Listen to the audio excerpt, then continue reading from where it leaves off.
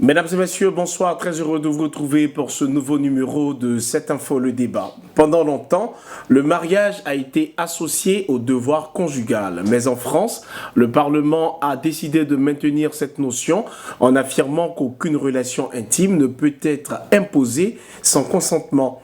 Une décision qui, bien entendu, bouscule les représentations traditionnelles du couple. Alors, qu'en est-il en Côte d'Ivoire, où la culture et les normes sociales pèsent fortement sur la vie conjugale? Sommes-nous prêts à repenser le mariage sous l'angle du consentement et du respect mutuel? Nous avons prévu pour cette émission d'aborder cet enjeu avec un juriste. Malheureusement, il est absent au dernier moment. Le débat reste néanmoins essentiel et pour en discuter dans Cette Info, le débat, nous recevons Valentin Zawi qui est donc sociologue. Merci Valentin Zawi d'être sur ce plateau. Je vous en prie.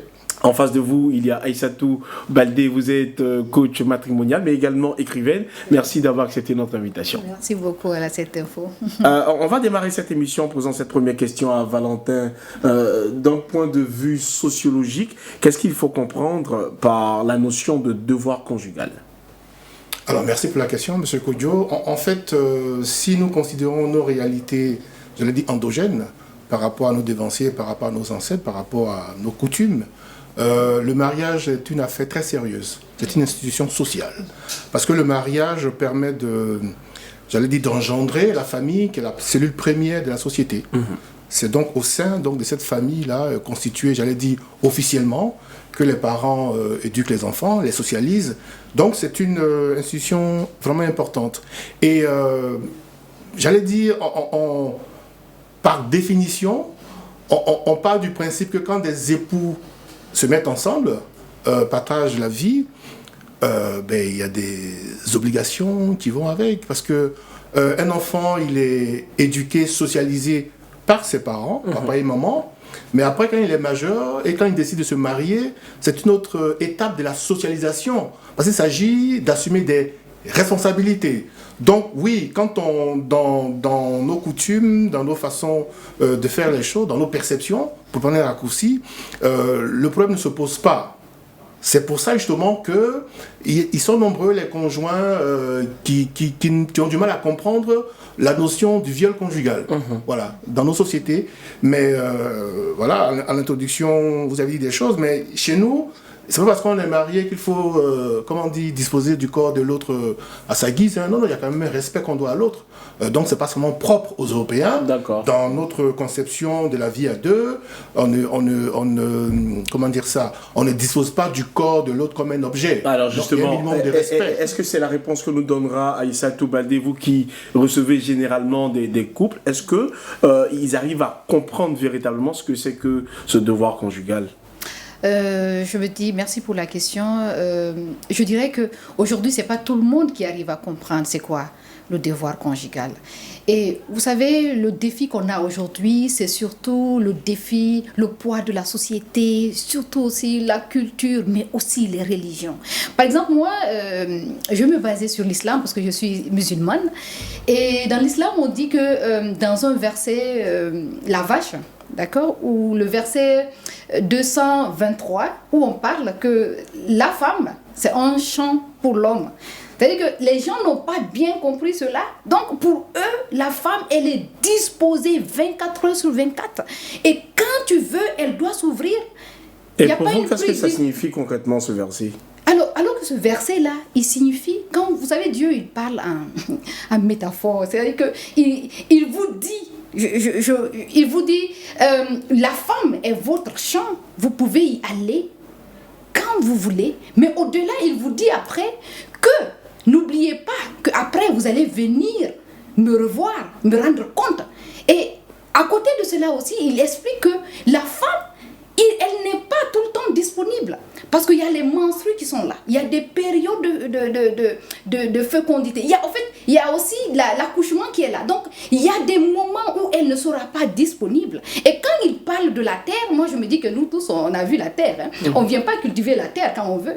La terre, elle se prépare. C'est-à-dire que la terre, on ne vient pas cultiver la terre pendant la saison sèche. Quand même, il faut qu'il y ait de la pluie. Et chez la femme aussi, c'est la même chose. La pluie, c'est quoi? C'est les bonnes émotions, c'est la bonne vibration, c'est la préparation psychologique et mentale, d'accord, qui pousse à à ce corps qu'on a en tant que femme, à sécréter les bonnes hormones pour accueillir l'homme. Et aujourd'hui, ils ne comprennent pas ça. Pour eux, c'est leur objet, c'est-à-dire que c'est leur droit et ils peuvent s'en accaparer comme ils veulent et quand ils veulent. Et c'est pas normal. Et moi, aujourd'hui, grâce à ce livre, parce que les femmes, je les félicite beaucoup, elles ont accepté de briser le silence et tout ce que j'écoute là, des fois je me dis, mais où on est? Est-ce que sûrement vous arrivez à traduire bien ces livres saints qu'on nous a laissés? Mais et aujourd'hui, on est tous des adultes, on est tous des intellectuels. Mais vous-même, imaginez-vous votre fille, en tant qu'homme, je parle des femmes, vous avez vos filles qui se marient et un homme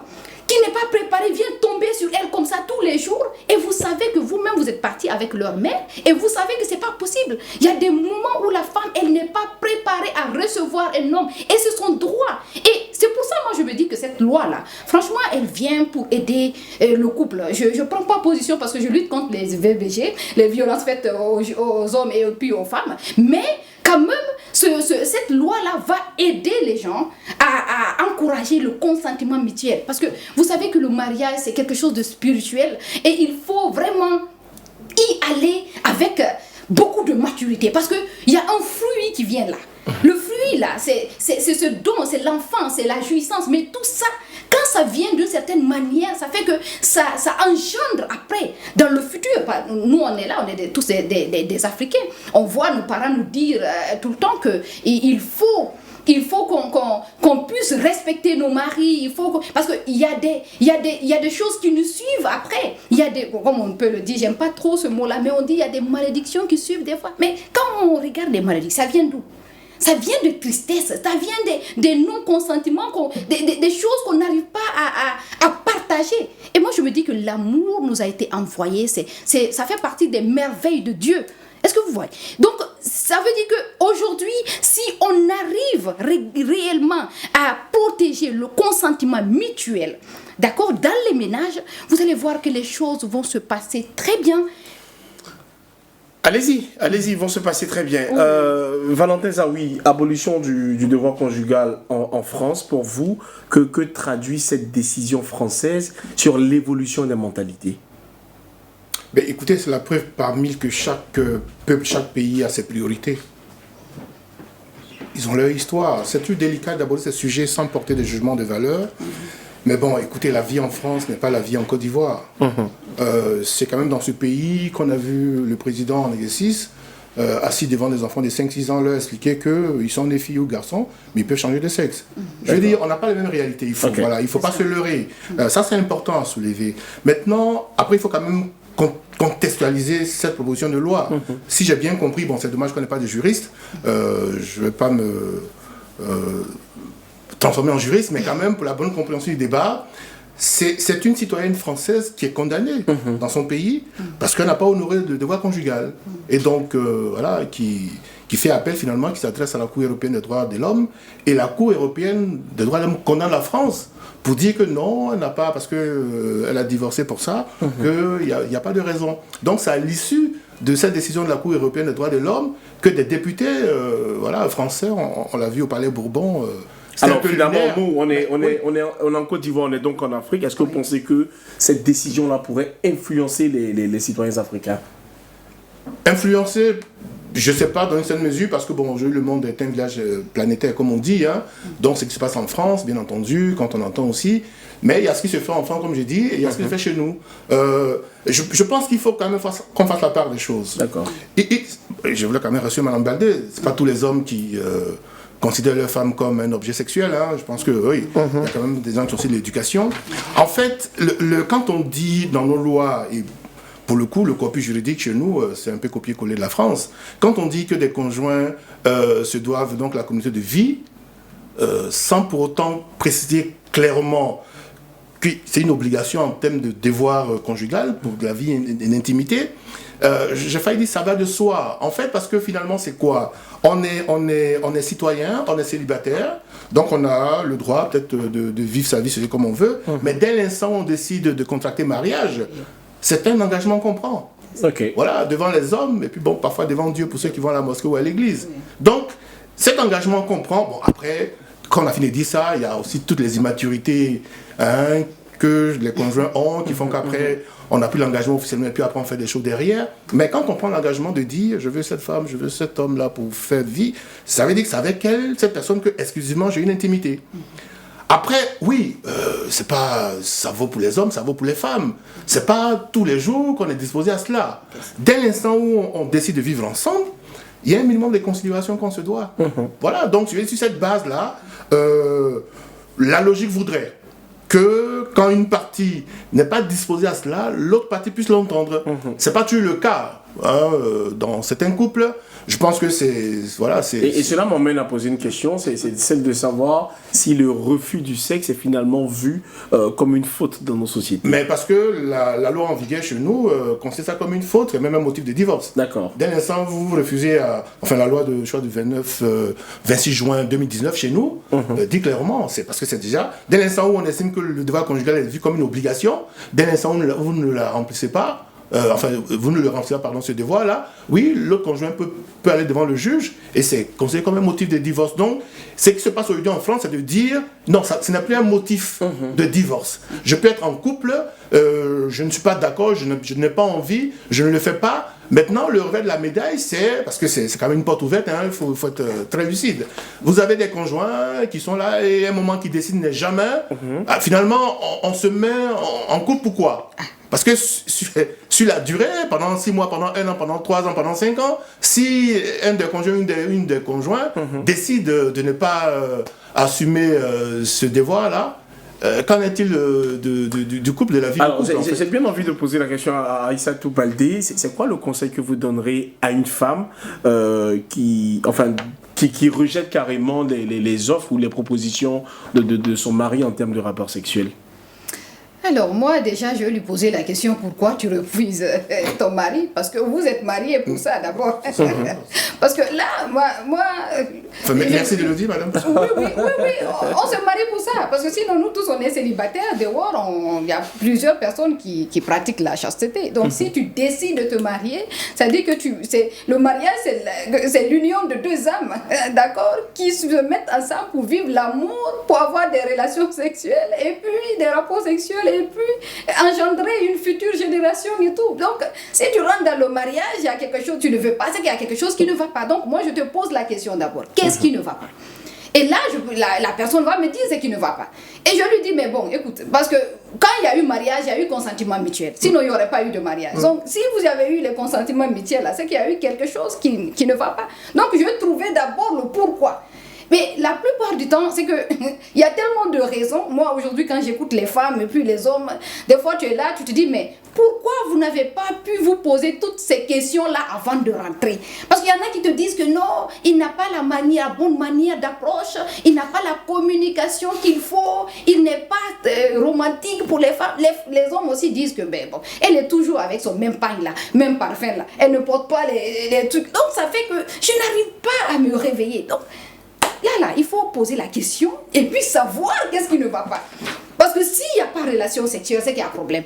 Franchement.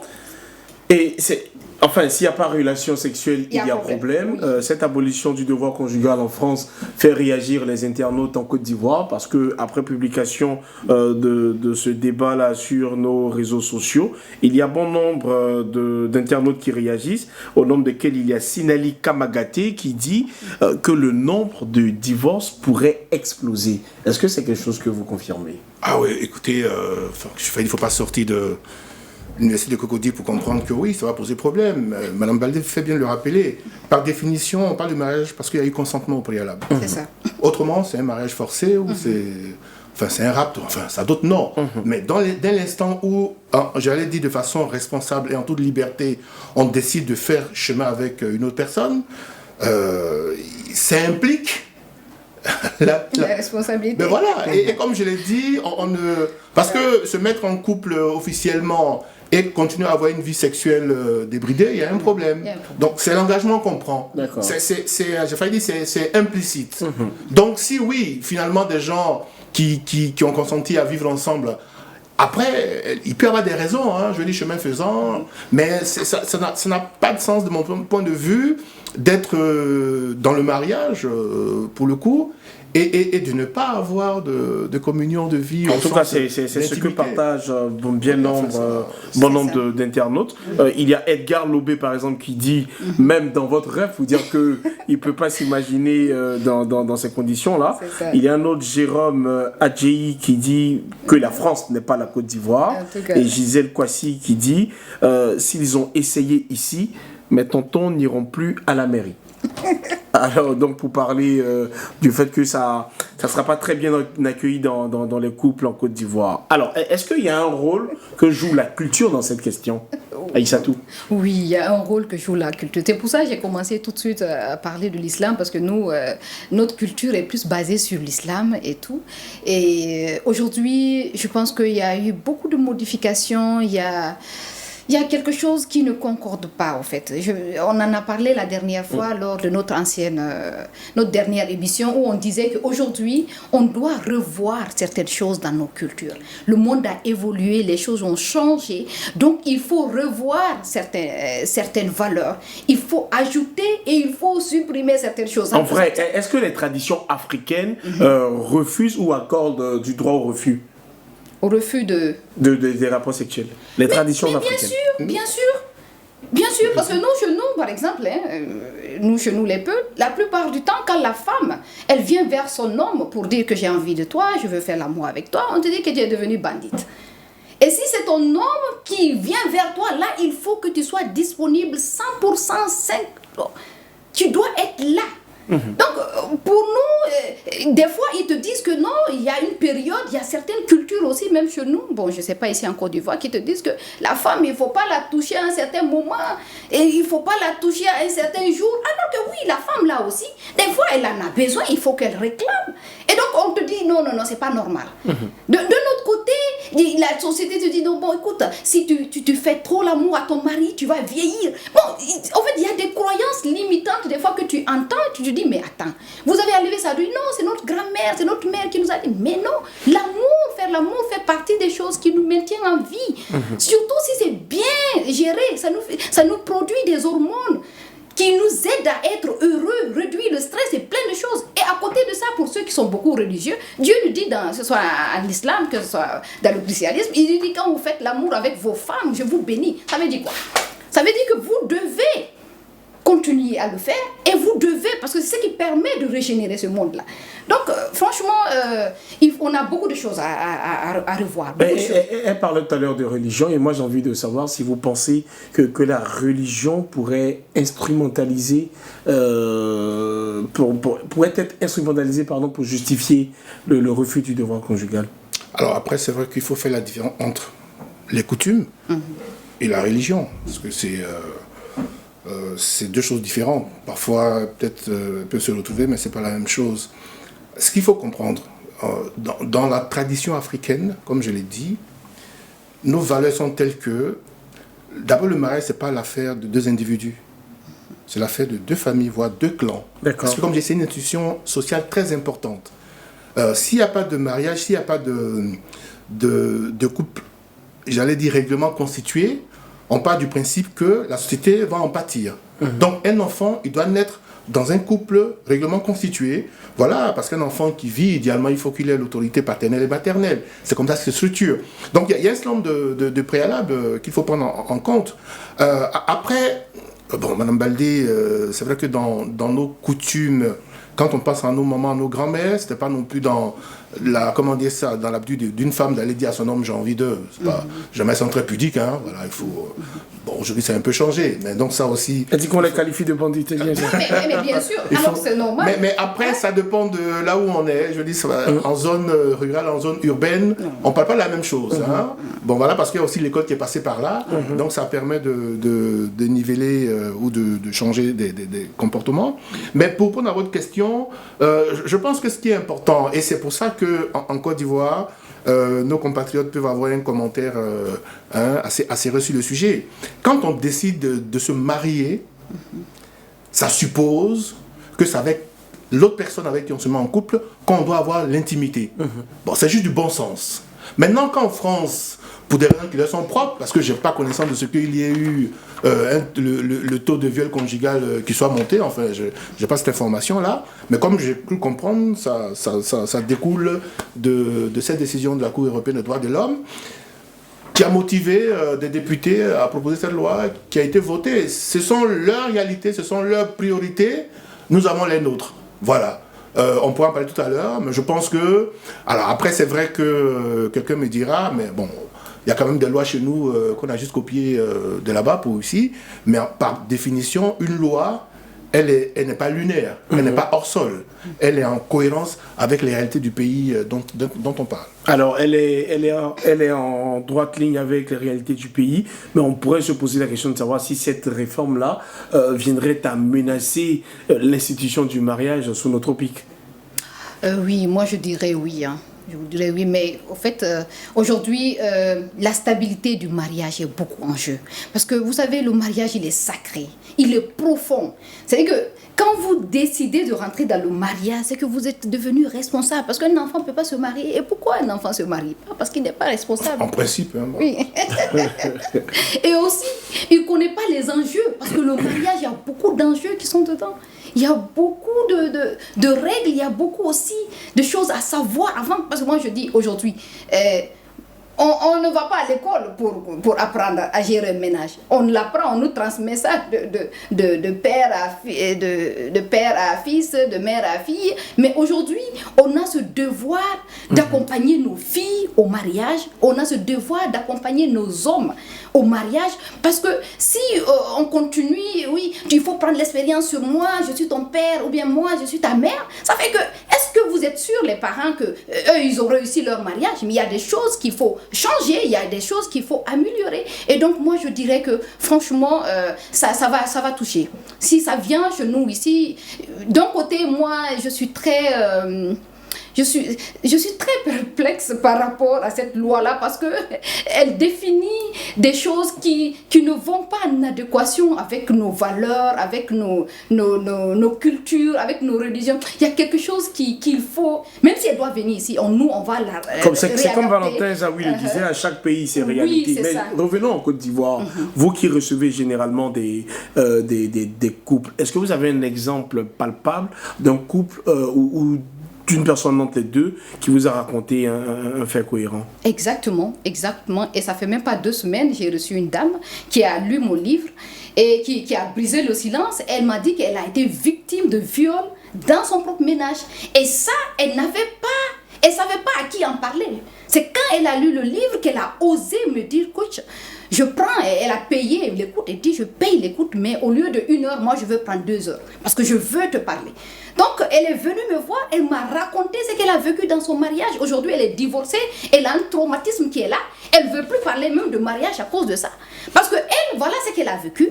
Il est arrivé un moment de sa vie où elle était devenue sèche, on est des adultes, vous comprenez de quoi je parle, et ça fait que à chaque fois qu'elle voyait son mari, elle en sortait avec des larmes, avec des blessures, et elle allait voir son gynéco, et son gynéco lui dit, ce que tu as, c'est une pathologie, ça ne se traite pas seul, ça se traite en tant que binôme, donc vous devez venir en couple pour que je puisse vous traiter les deux, pour que les choses puissent aller. Son mari, il est tout le temps là derrière elle. Elle m'a expliqué et elle me dit que, bon, après moi, je me suis soignée. Lui, il a refusé de venir à l'hôpital pour faire les examens. Il a refusé carrément. Donc, moi, on me soigne et on se voit, ça reprend. Et aujourd'hui, le médecin me dit, si je continue comme ça risque d'atteindre ma flore et d'atteindre mon utérus. Et là, il faut qu'on arrive à trouver une solution. Le médecin même écrit une note pour remettre au monsieur. Le monsieur, il refuse. Il dit que non, déjà, il lui a dit de ne pas aller voir un gynécologue, que sa femme, un homme, ne doit pas toucher sa femme. Elle dit non, elle ne peut plus continuer comme ça. Donc, qu'est-ce qu'elle a fait? Arrivé à un certain moment, elle a dit à son mari, bon, écoute, pour que moi, on puisse aller à l'acte, puisque c'est un devoir conjugal, il faut qu'on se protège pour ne pas que je puisse avoir encore la maladie. Et ça me fatigue. Le monsieur, il a refusé. Donc, qu'est-ce qui s'est passé? Un jour, il prend un week-end, il prend les enfants, ils envoient en famille. Et puis, il vient, la femme revient un vendredi. À la maison, il n'y a personne, tout est là. Même la servante n'est plus là. Parce qu'elle avait refusé, fut un bon moment, elle n'allait pas au lit avec lui. Et il vient, il a fait un viol il l'a fait passer par tout ce qu'il faut. Et ça fait qu'aujourd'hui, elle a ça dans sa tête. Elle a du mal même à s'asseoir avec un homme pour parler. Et elle va derrière sa famille pour en parler. Sa famille lui dit, mais c'est ton mari. Mais il fallait trouver la bonne manière pour le faire. Elle dit, mais je peux pas parce que là-bas, je vais pas bien. Je peux pas. Elle a expliqué ça à sa famille. La famille a été catégorique là-dessus. Puisque le monsieur, il est influent, il a de l'argent. Ils l'ont dit, si tu restes, si tu sors de la maison, tu restes là-bas. Tu ne fais plus partie de notre famille. Donc, elle s'est retrouvée, elle a laissé ses enfants, elle a fait un divorce, et là où elle a déposé, comment on appelle ça, le juge, où elle a déposé, on lui a dit qu'elle était à tort parce qu'elle a refusé le truc conjugal. Et elle n'a pas de preuves sauf le médecin. Et le médecin dit que, elle m'a dit quand même, que le médecin dit qu'elle ne veut pas rentrer dans ces histoires parce que ça affecte sa profession. Donc aujourd'hui, voilà une femme qui a perdu la garde de ses enfants, qui est divorcée, qui ne voit même pas ses enfants et qui est en train de renaître. Donc il y a tellement de cas comme ça. Valentin Zawi, quand on écoute le genre d'histoire, est-ce qu'aujourd'hui en Afrique ou même en Côte d'Ivoire, on pourrait parler de viol, de viol conjugal? Ah ben bien sûr, mais ça existe dans nos tests. Hein. Les juristes, oui, ça existe dans nos tests. En fait, c'est ce que je disais. Être marié, je fais dire légalement, ne fait pas de l'autre un objet sexuel. C'est un être humain. Je n'ose même pas parler de la dimension religieuse pour que tout le monde soit à l'aise. Mais je vais dire, dans nos coutumes, quand je demande souvent aux gens à quel moment un père décide de donner sa main, la main de sa fille, à un étranger, à quelqu'un qu'il ne connaît pas. C'est au nom de la confiance qu'il pense avoir en lui. Vous dire, pendant 20 ans, pendant 25 ans, je me suis occupé de ma fille. Ok, dorénavant, je te la confie pour que tu t'occupes d'elle. Et c'est ce que dit un homme qui va donner la main à un papa. On ne dit pas à un papa, donne-moi ta fille, je vais la maltraiter, je vais lui faire passer, lui faire vivre une vie difficile. Donc, c'est cet engagement-là qu'on prend quand on va chercher l'enfant chez un papa, une fille qu'on veut. Et je pense que il peut arriver, bien entendu, par rapport à certains pesanteurs sociologiques, culturels, qu'au nom de ce que nous sommes, une société foncièrement patriarcale, les hommes pensent qu'ils ont droit des vies de mort sur leurs femmes, mais c'est une erreur, ils n'ont pas le droit. Et il est arrivé dans ce pays, on a eu des cas où des femmes mariées légalement, parce qu'elles estimaient qu'elles ont été violées, ont porté plainte, et il y a eu une gain de cause. Donc, c'est pas parce qu'on est en couple maritalement que, non, on devient l'esclave de l'autre. Je pense que non, il faut le dire à suffisance pour qu'on le comprenne. Alors, il peut y avoir violence conjugale, mais un autre fait, c'est que les deux tourtereaux n'ont forcément pas envie de divorcer. Dans ce cas-là, comment est-ce que vous accompagnez la victime, vous?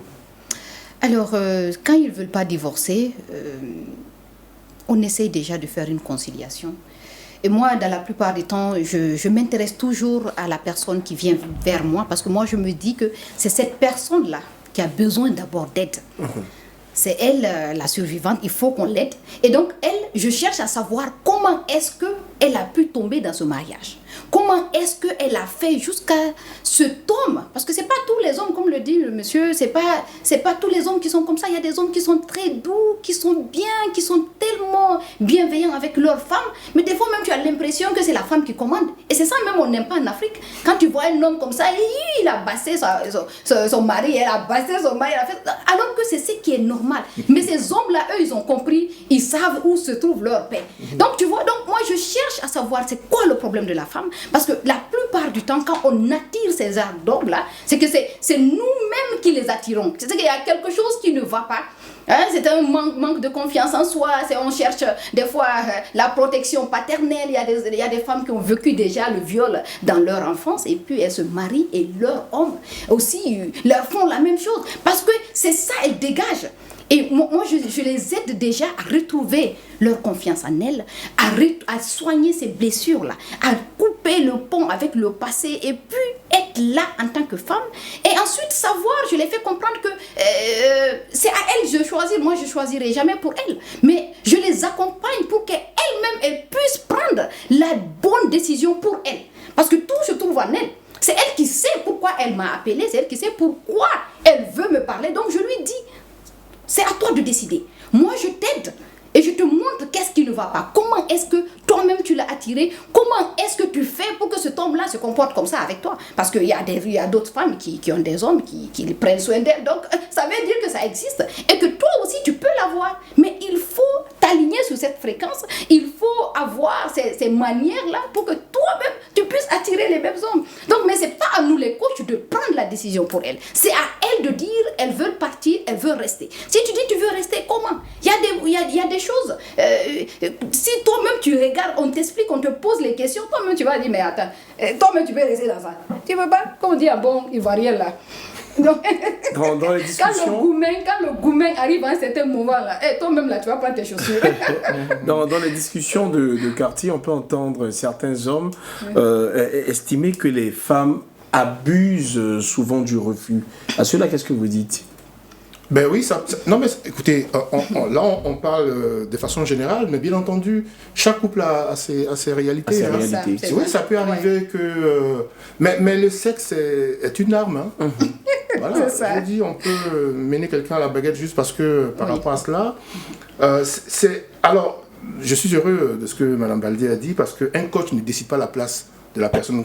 On l'accompagne, on donne les outils pour qu'elle décide pour elle-même. Parce qu'il y a beaucoup d'impostures, il y a des coachs qui sont obligés de décider à la place. Donc ça, c'est important de le soulever. Non, il faut qu'on comprenne que, en fait, le mariage est un chemin de responsabilité. Si on devait faire un test de maturité avant que les gens rentrent dans le mariage, il y a certainement beaucoup de personnes qui ne vont pas se marier. Parce que la maturité, elle n'est pas seulement physique. Hein. C'est ça. Voilà, elle est aussi psychologique, voire psychique. Donc, il se trouve malheureusement que beaucoup d'êtres humains rentrent dans le mariage avec leur forme d'immaturité. C'est ça. C'est ce qui va faire que on y entre avec les belles intentions qui soient, mais en cours de chemin, voilà, on fait ce qu'on n'avait pas prévu faire. Et ça a un impact négatif sur le couple. Bien entendu, un couple qui dit qu'il a 50 ans, 30 ans de mariage, ça ne veut pas dire que tout était tranquille. Il y a des difficultés, mais c'est l'intelligence qu'ont les deux conjoints, parfois de s'asseoir, d'adresser les problèmes et de trouver des solutions pour avancer. Justement, c'est une forme de maturité. Justement, voilà. Donc c'est l'une des solutions pour éviter la guerre de sexe, par exemple. Mais la communication... Et pour le couple, c'est que le carburant est pour un véhicule. Exactement. C'est ça. Tant qu'on se parle dans le couple, ça va. Tant qu'on se parle. Et quand on parle de communication, j'aime parfois rappeler que communication, communicare en latin, ça veut dire mettre ensemble. Donc tant qu'on se parle, quelles que soient les circonstances, on trouve des solutions. Dès l'instant où il n'y a pas de communication, là, ça devient plus compliqué. Donc, le mariage, c'est communication. Alors, dans un cadre d'éducation de la future génération, est-ce que vous pensez qu'il faut, dès aujourd'hui, commencer à enseigner le consentement à l'école, par exemple? Plus que jamais. C'est pas que le consentement, mais plus que jamais. Plus que jamais. Vous savez, je crois qu'il y a 4 ou 5 ans, on était à 47% de taux de divorce par rapport au tribunal du plateau dans ce pays. Il y a une crise du mariage. Parce que le mariage, comment on y entre? Vous avez parfois des gens qui sont rencontrés au bout d'une semaine, au bout d'un mois, ils se mettent ensemble et puis après ils découvrent des choses. Et il y a aussi ceux qui n'ont plus le temps, mais on ne connaît jamais quelqu'un à 100%. Mais on dit, oui, c'est peut-être une image, mais qui vaut ce qu'elle vaut. On se marie pour le bonheur, pour le pire. Il va y avoir des bons moments, des moments de confort, mais il peut aussi y avoir des moments d'inconfort. Est-ce pour autant qu'il faille aller au divorce? Non, quand on a une intelligence, j'allais dire, naturelle, humaine, qu'on passe par le monde difficile, parce que ça peut arriver, et ça arrive dans la vie d'un couple, ça va avoir cette capacité de s'asseoir, déjà tout seul, je veux dire les conjoints eux-mêmes, parce qu'il n'est pas toujours bon d'aller raconter dehors, voilà, la vie. Ce qui se passe à l'intérieur. Oui, parce que celui ou celle à qui vous avez raconté après, vous pouvez réconcilier, mais ce qui est dit est parti. Donc, il faut aussi protéger son couple en essayant de, je fais comme des grandes personnes, de régler les problèmes quand ils surviennent. Devoir conjugal, est-ce que vous pensez que les autorités religieuses doivent davantage s'impliquer dans la sensibilisation, dans l'éducation des couples? Oui, je pense qu'ils doivent beaucoup s'impliquer dans la sensibilisation, dans l'éducation des enfants, mais surtout dans la motivation à la communication non violente surtout. Parce que je pense qu'ici, on nous apprend à communiquer, mais on ne nous apprend pas la communication non violente. Je vais vous donner un exemple. Ton mari rentre à la maison. Tu lui dis, il est rentré à 22h. tu viens lui dire, tu étais où? Tu étais où? Depuis là, je t'attends. Tu étais où? Alors que le monsieur, peut-être il a fait un accident, ou bien le monsieur a été braqué, ou bien le monsieur avait un problème dehors. Mais s'il était venu à la maison, tu lui as dit, ah chérie, tu vas bien? Comment tu vas? Et ta journée s'est bien passée? Mais tu as pris du retard aujourd'hui, j'espère qu'il ne s'est rien passé. Le monsieur là, est-ce que c'est les mêmes communications? C'est pas la même communication. Donc c'est ça qu'on doit apprendre. Même si on a des droits, mais savoir qu'on a un devoir pour communiquer à l'autre, mais de façon non violente, pour que cette intelligence émotionnelle que Dieu nous a donnée, nous tous, parce qu'on est des humains, parce qu'on a cette intelligence émotionnelle. Les animaux, ils n'ont pas cette aptitude à aller vers le mal ou la faiblesse. Ils foncent, mais nous, on est intelligents, et c'est ça qu'on doit utiliser. Mais comment est-ce qu'il faut le faire? C'est à travers les sensibilisations, les motivations, parce que nous, en tant qu'Africains et Africaines, on est beaucoup liés à nos coutumes, culture et religion. Donc, il faut que, je peux dire que nos imams, nos pasteurs entrent en jeu pour nous aider, mais surtout briser le silence. Parce que, vous savez, des fois, les gens ont peur de parler. Comme il l'a dit, il y a des choses qu'il faut garder à la maison. Mais arrivé à un certain moment, tu as tout essayé, tu n'arrives pas, il faut sortir. Parce que sinon, tu risques de faire des erreurs et ça va te coûter après très cher. Dès l'instant où il y a violence, effectivement, oui, il faut sortir, il faut en parler. Et quand tu en parles, on trouve la solution. Et moi, par exemple, j'ai été accueillie ici par un grand imam, un grand Cheikh Malik Konaté, et il m'a beaucoup soutenu. Et je vous promets, dans tout ce que vous savez de mon histoire là, il a été là pour me motiver, pour m'accompagner, mais surtout me dire que ce que tu vis là, c'est parce que tu as une mission. Et c'est ça, je dis tout le temps à toutes les femmes et à tous les hommes qui sont dans les situations de couple difficiles, de leur dire que, écoutez, à un certain moment, il faut se retirer. On va revenir au sujet. Que dire à une femme qui est tout le temps fatiguée, mais qui refuse de faire l'amour avec son mari? Ah, et tu es tout le temps fatiguée là, tu fais quoi? On va lui poser la question, pourquoi elle est fatiguée? Donc là, notre travail, c'est poser question. Donc je vais te demander pourquoi tu es fatiguée. Mais vous savez aussi, aujourd'hui, il faut noter une chose. Moi, je dis tout le temps aux femmes, vous voulez être des hommes et vous voulez être des femmes.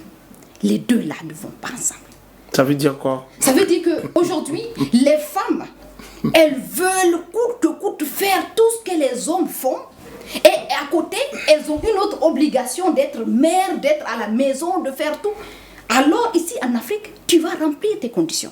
Imaginez-vous une femme qui se réveille le matin, elle s'occupe de ses enfants et à partir elle se réveille à 4 heures, elle s'occupe de ses enfants jusqu'à 6 heures. Elle quitte là-bas pour aller au travail. Elle travaille jusqu'à 17 heures, elle est au plateau là-bas. À 17 heures pour rentrer chez elle, surtout si tu habites comme à Bingerville, avant d'arriver chez toi. Tu dois, après ton mari te dit, moi ma servante, une servante ne touche pas, parce qu'on connaît les hommes africains, ils n'aiment pas ça.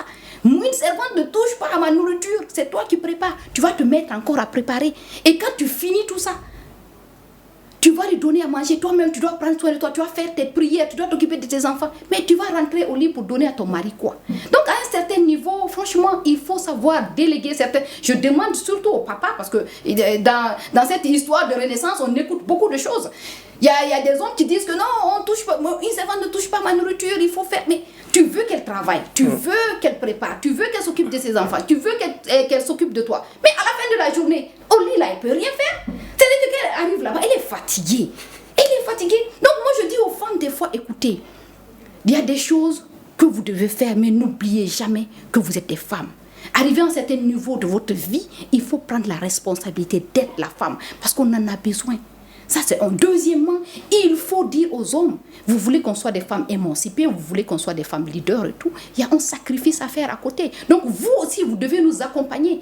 Mais maintenant, il faut aussi manager son temps. Tu ne peux pas travailler du lundi au dimanche. Le week-end, tu réserves ça pour ta famille, tu récupères ton mari, tu le prends comme ton bébé. Parce que moi, je dis que les hommes, ce sont des bébés, hein, il faut prendre soin d'eux. Alors, je vais poser la même question à Valentin Zawi, hein, mais sous une autre forme. Qu'est-ce qu'il faut dire à un homme frustré à qui on a toujours refusé tout ça? Ah, ça c'est le travail des coachs, hein. Je pense que Mme Baldé est peut-être mieux outillée que moi. Non, mais plus sérieusement, en fait, il y a une chose. La vie de couple n'est jamais un long fleuve tranquille. Il peut y avoir des difficultés. On on peut être disponible pour son partenaire ou sa partenaire, il peut arriver un moment de la vie pour des raisons spécifiques, de maladie, enfin, on peut ne pas être dans les dispositions, mais ça, on en parle en fait. Je veux dire, il y a une notion qui est essentielle qu'on appelle la bienveillance dans la vie de couple. C'est bien veiller sur le bien-être de l'autre. C'est ça. Donc, c'est pour ça qu'on s'engage en fait. Et quand on aime, la logique voudrait que. Maintenant, un homme qui est frustré, parce que de façon récurrente, il y a des refus. Il y a des refus, mais c'est un problème. C'est un problème qu'il faut traiter. Pourquoi il y a ce refus-là? Est-ce que la partenaire a une raison pertinente? Est-ce qu'elle est même frustrée par rapport à un comportement du mari? C'est ça. Il y a bien des raisons. Et je veux dire, pour des sociétés patriarcales comme les nôtres, bon, je ne vais pas dédouaner à 100% les femmes, mais dans la plupart des cas, les hommes sont quand même à la base de beaucoup de problèmes dans la vie de couple. Je ne dis pas qu'il n'y a pas de femmes, hein. Je ne vais pas faire des ennemis, mais je veux dire en règle générale, parce que on vit avec ça. Vous verrez que les Africains, tant que ça les arrange, ce sont nos coutumes. Ah non, non, c'est la tradition. Tant que ça les arrange. Mais quand ça ne les arrange pas, non, non, là, ils deviennent occidentaux, ils deviennent des occidentaux, ils deviennent des blancs, pour parler de façon triviale. Donc oui, les problèmes peuvent survenir. Parce que, enfin, quand on décide de se marier, c'est par définition, comme on dit, c'est pour la vie. Donc, si parce qu'il y a un problème en cours de chemin, on ne veut pas le régler, on n'a pas l'humilité parfois de demander pardon, parce qu'on a blessé l'autre. Ah, surtout ça, le pardon. Mais je pense que oui, ça en fait, il y a des pesanteuses sociologiques qui font que, par exemple, nous les hommes, voilà, on a déconné, on se dit non, non, c'est moi l'homme, voilà. Et non, ça ne marche pas comme ça. Parce que la femme en face, c'est un être humain comme nous, c'est aussi du sang qui suit dans cette veine. C'est pas l'objet comment dire ça, de notre programme, mais il y a quand même un élément qu'on oublie souvent, qui est la violence psychologique faite aux femmes. C'est ça. Il y a quelques années, chez nous, on avait un député qui battait campagne pour la polygamie. Mais en fait, je pense que les gens, ils se trompent. Il y a une méprise sur cette notion-là. La polygamie ne veut pas dire que l'homme doit avoir plusieurs femmes. La polygamie est un mot valise. Dans polygamie, il y a polygynie, qui permet à un homme d'avoir plus d'une femme officiellement, mais aussi la polyandrie, qui permet à une femme d'avoir plus d'un homme officiellement. Donc, enfin, juste une parenthèse pour dire à ceux qui sont... On aura l'occasion d'aborder cette question dans un débat. On vous fera forcément appel. Avec grand plaisir. Allez-y, moi j'ai envie de savoir, quand on écoute tout ça, quand on constate qu'il y a des problèmes, à quel moment il faut décider de rencontrer un spécialiste? Quand il n'y a plus de communication, il a dit. Parce que vous savez, quand il n'y a plus de communication, là, il faut trouver une autre personne qui va vous écouter. Il y a des couples qui font plus de 2 mois, 3 mois. Il y en a même 7. Non, le week-end, là, on était dans une croisière. Une dame a expliqué, son mari a refusé de faire l'amour avec elle. Ça fait 7 ans. Et ça fait 7 mois, pardon. Ça fait 7 mois. Ils sont dans la même maison, ils ne se parlent pas, ils sont là. C'est quel mariage? Ce sont des colocataires. Donc, c'est des colocataires. Donc, à partir du moment où vous n'arrivez plus à communiquer, et la communication dont je te parle là, c'est la communication non violente. Parce qu'au début, là, est-ce que tu vas venir parler? Ton chéri, tu as rendez-vous avec lui avant que vous vous mariez. Il ne vient pas, tu vas l'appeler. Hey, chéri, tu vas bien? Ça va? Mais dès que vous vous mariez, tu te sens... C'est comme si même les femmes, hein, elles pensent que l'homme là, c'est leur objet, donc elles ont droit à tout. Alors que le monsieur là, il t'a marié, tu sais même pas, il a beaucoup de blessures, il a beaucoup de problèmes, il n'y a personne qui l'écoute au travail, on le malmène partout. Mais les femmes aussi, la même chose. Donc, à partir du moment où il n'y a plus de communication, il faut sortir. Et la première porte, peut-être il faut déjà, pour les personnes qui ont du mal à aller vers les coachs et autres, allez-y vers les imams et puis les pasteurs. Voilà, donc allez-y déjà vers eux, parce que la famille, n'allez pas vers vos familles. La famille prend toujours la partie de son enfant. Il faut aller voir une personne qui est neutre, qui va vous aider et qui va vous écouter. Parce qu'on dit, moi je peux parler de mon mari, hein, on dit tout le temps la vérité chacun a sa vérité. Et il y a aussi la vérité. Et nous, en tant que coach, quand on les écoute, on leur dit, écoutez, hein, quand on vous entend parler, c'est comme si c'est 2 mots qui se sont rencontrés. Chacun est venu avec ses blessures, donc vous êtes là, au lieu de former un couple, hein, pour un même objectif, vous êtes là pour vous, parce que vous avez que des mots pour vous boxer. Donc, c'est comme il le dit, le pardon. Aujourd'hui, il n'y a pas de pardon. Personne ne pardonne. Tu sais qui je suis? Tu sais d'où je viens. Il y a certains quand même qui pardonnent, madame, parce que bon. Oui. Parce que voilà, il faut quand même relativiser Alors, aussi. on tire Alain Goban vers la fin de cette émission. Abolition du devoir conjugal en France. On en parle en Côte d'Ivoire. Les différents messages finaux que vous avez adressés aux couples ivoiriens sont lesquels, Valentin Zaou? Très rapidement de conclure, Madame Baldé l'a souvent. En fait, c'est plutôt la communication non agressive. Parce que la communication non violente, c'est vraiment un concept théorisé par un psychologue américain qui s'appelle Marshall Rosenberg, qui, je suis frustré, je dois l'exprimer à l'autre, et l'autre doit m'aider. On va réfléchir ensemble pour trouver une solution pour avancer. Donc, c'est vraiment une démarche assez particulière. Maintenant, pour répondre à votre question... écoutez, je pense qu'il y a un travail à faire d'information et d'éducation par rapport à ce que c'est que le mariage. On ne rentre pas dans le mariage pour faire de l'enfant de quelqu'un esclave. Le mariage, on se met ensemble pour construire ensemble, pour travailler mutuellement à l'épanouissement, voilà, l'un de l'autre. C'est ce qu'il faut comprendre. Et c'est vrai que si des gens décident de se marier par snobisme ou juste pour la forme, bon, on est bien parti pour que la crise du mariage ne soit pas atténuée, mais il faut, comme je dis, c'est un chemin de responsabilité. On est des humains avec nos failles, mais quand on est conscient qu'on n'a pas fait les choses comme il faut, quand on n'a pas été à la hauteur, il faut avoir l'humilité de le reconnaître, et que ce soit un homme ou une femme, hein, je parle pour les deux, parce que c'est à deux qu'on fait un couple. Voilà. Et donc on est dans cette dynamique de reconnaître ses fautes, de demander pardon. On peut continuer à marcher ensemble. Mais le drame, c'est quand on a blessé l'autre, on a fait ce qu'il ne faut pas, et puis on estime qu'on a raison, que l'autre ne doit pas donner son avis. C'est là qu'on crée le chemin qui fait péricliter un couple. Donc, ce qu'il faut éviter, il faut vraiment respecter l'autre, plus que le respect, considérer l'autre, parce qu'il donne de la valeur, et prendre le temps de se parler pour trouver des solutions pour avancer. Votre message à l'ensemble des couples ivoiriens? Alors moi, pour ceux qui ne sont pas rentrés d'abord, mon message pour ceux qui ne sont pas rentrés d'abord dans le mariage, c'est de chercher à se connaître soi-même avant de rentrer dans un mariage. Avoir des valeurs qui sont bien définies, savoir où je vais. Donc quand tu sais où tu vas et où tu vas retrouver la personne qui va cheminer avec toi dans cette vie-là. Parce que le mariage, c'est un cheminement. Et si vous ne trouvez pas le bon ou la bonne partenaire, ça va clasher. Ça, c'est la première des choses. Et il faut apprendre à s'aimer. Vous savez, on va dans le mariage pour aimer l'autre, mais quand on ne s'aime pas soi-même là, on ne peut pas aimer une autre personne. Donc il faut apprendre à s'aimer, à s'accepter. Et quand on s'accepte soi-même, on attire une personne qui est alignée avec nous. On va accepter l'autre aussi, parce qu'il n'y a personne de parfait. Nous tous, on traverse des moments difficiles et on est venu avec un bagage. Quelle que soit la puissance d'un psychologue qui va te soigner, il y a des blessures qui seront toujours là. Donc il faut savoir qui on est, s'aimer et accepter, s'accepter pour accepter les autres. Ça va faciliter les choses. Mais à côté de cela, il faut surtout, parce que Dieu nous a donné, moi je dis un cadeau, cette foi qu'on a là, on a tout est dedans en fait.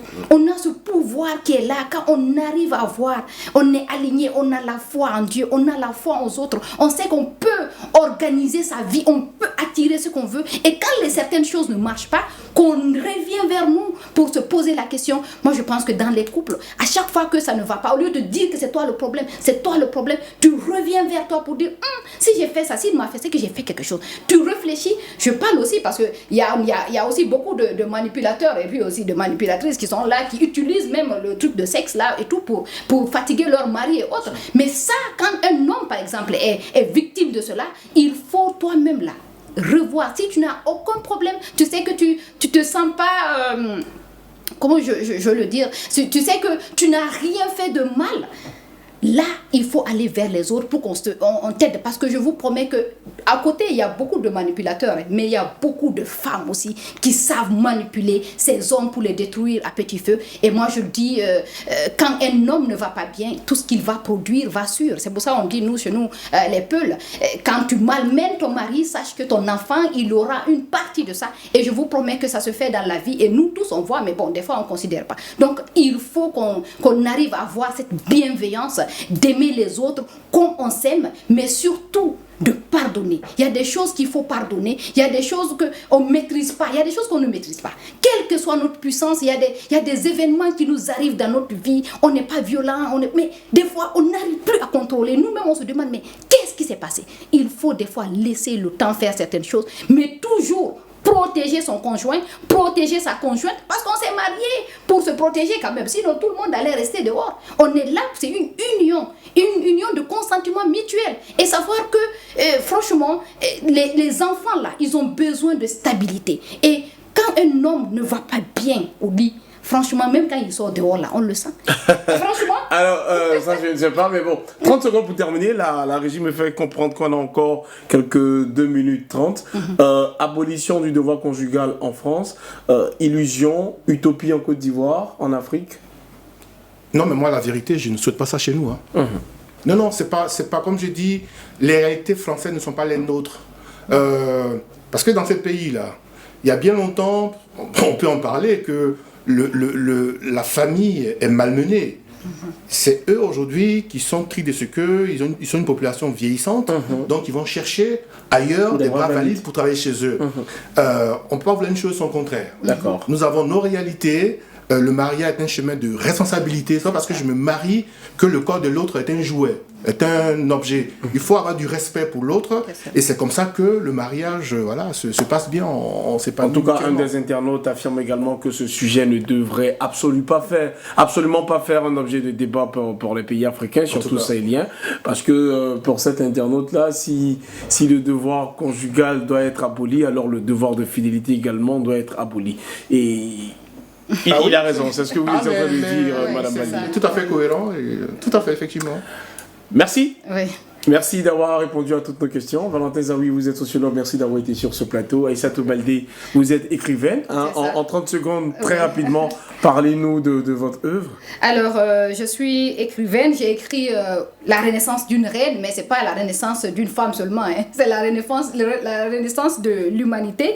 Et c'est un livre qui vous parle comment est-ce qu'il faut briser le silence, comment est-ce qu'il faut guérir vos blessures, comment est-ce qu'il faut transformer ces blessures en mission de vie pour pouvoir réussir et savoir que tout ce qui nous arrive dans la vie, là, c'est pas pour nous détruire, c'est pour nous aider à être meilleurs. Donc, comment aussi créer une vie remplie de foi. Moi, je dis qu'avec la foi, ce que la foi peut vous attirer, vous ne pouvez pas l'imaginer. Et moi, je me dis que c'est le pouvoir des religions. Alors, ce livre-là vous aidera à vous relever de tous vos gourmets, comme on le dit à Abidjan, que ce soit les gourmets d'argent, je vous partage dedans comment est-ce qu'il faut attirer l'argent, comment est-ce qu'il faut avoir une fréquence pour attirer l'homme qu'il faut, comment se connaître et autres, mais surtout comment est-ce qu'il faut soigner ses maux. Parce que quand tu es blessé là, tu ne peux pas avoir l'amour. Merci Madame Baldé, merci beaucoup. Merci à tous les deux d'avoir accepté notre invitation. Abolition du devoir conjugal en France, quid en Côte d'Ivoire. C'était la thématique au cœur de cette info, le débat. Mesdames et messieurs, on a pris beaucoup de plaisir